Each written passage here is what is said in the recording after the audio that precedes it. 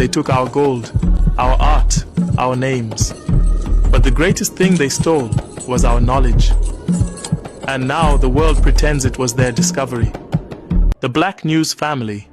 And what I'm about to tell you honestly left me speechless. Because this story right here shows how our knowledge, African knowledge, has been stolen, repackaged, and sold back to the world as a discovery. Let's rewind to 1856. A British explorer named Sir Richard Burton traveled to Somalia. There, Somali nomads told him something that, if he'd listened, could have changed medical history. They explained that malaria was transmitted by mosquitoes. But Burton refused to believe them. To him, that was just superstition. He brushed it off, because how could Africans possibly know something he didn't, right? Fast forward to 1902, almost half a century later. Another Brit, Donald Ross, wins the Nobel Prize for discovering that malaria is transmitted by mosquitoes. A global celebration followed.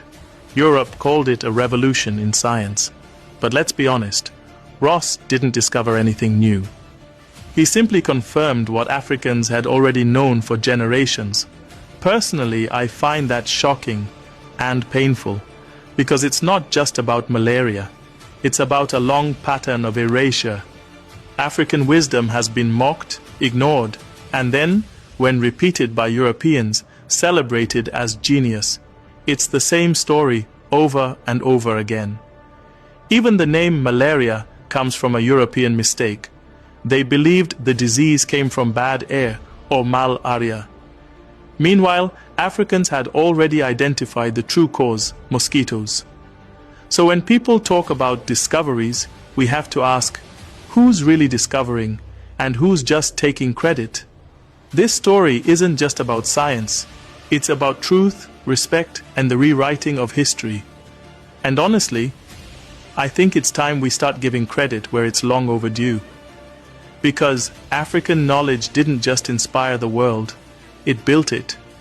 If this story moved you even a little, don't just scroll like it to keep the truth alive.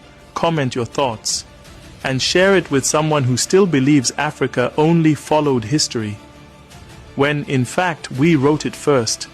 I'm your brother Vernon, the nationalist.